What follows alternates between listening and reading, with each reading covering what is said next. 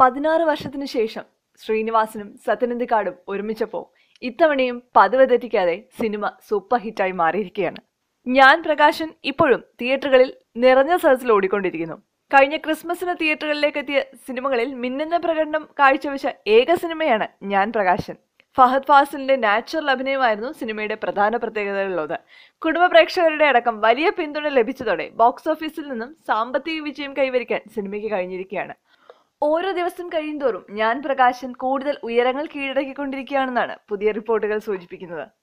December 21 റിലീസിനെത്തിയ cinema 18 ദിവസം പിന്നിടുമ്പോൾ കൊച്ചി മൾട്ടിപ്ലക്സിലും തിരുവനന്തപുരത്തും ഗംഭീര അഭിപ്രായമാണ് സ്വന്തമാക്കിയിരിക്കുന്നത്. ഇപ്പോഴും 23ഓളം ഷോസ് ആണ് തിരുവനന്തപുരം മൾട്ടിപ്ലക്സിൽ നിന്നും ഞാൻ പ്രകാശനം ലഭിച്ചുകൊണ്ടിരിക്കുന്നത്. അടുത്ത കാലത്ത് റിലീസിനെത്തിയ സിനിമകൾക്കൊന്നും എത്തിപ്പെടാൻ കഴിയാത്ത ഉയരത്തിലാണ് ഇപ്പോൾ പ്രകാശൻ എത്തിയിരിക്കുന്നത്. ഈ വർഷം കൂടുതൽ നല്ല ചിത്രങ്ങൾ ചെയ്ത് പ്രേക്ഷകരെ ഞെട്ടിച്ചത് ഫഹദ് ഫാസിൽ തന്നെയാണ്. കാർബൺ, വരത്തൻ, ഞാൻ പ്രകാശൻ എന്നീ 3 ചിത്രങ്ങളിലൂടെ അഭിനയത്തിന്റെ വ്യത്യസ്ത മുഖങ്ങളാണ് ഫഹദ് മലയാളത്തിന് കാണിച്ചു തന്നത്. മോഹൻലാലിന് ശേഷം ഇത്ര അനായാസമായി അഭിനയിക്കുന്ന മറ്റൊരു നായക നടൻ മലയാള സിനിമയ്ക്ക് വന്നിട്ടില്ല എന്ന് തന്നെ പറയേണ്ടി വരും. 2018 ബിഗ് ബഡ്ജറ്റിലെത്തിയ ചിത്രങ്ങൾ നിരവധിയായിരുന്നു. പക്ഷേ ബിഗ് ബഡ്ജറ്റിലെങ്കിലും ബോക്സ് ഓഫീസിൽ കോടികൾ വാരിക്കൂട്ടിയാണ് ഫഹദ് ഫാസിൽ നായകനായെത്തിയ ഞാൻ പ്രകാശൻ മുന്നേറിക്കൊണ്ടിരിക്കുന്നത്. കായംകുളം കൊച്ചിന് കഴിഞ്ഞാൽ USA രണ്ടാം സ്ഥാനത്ത് ഞാൻ പ്രകാശനാണ്.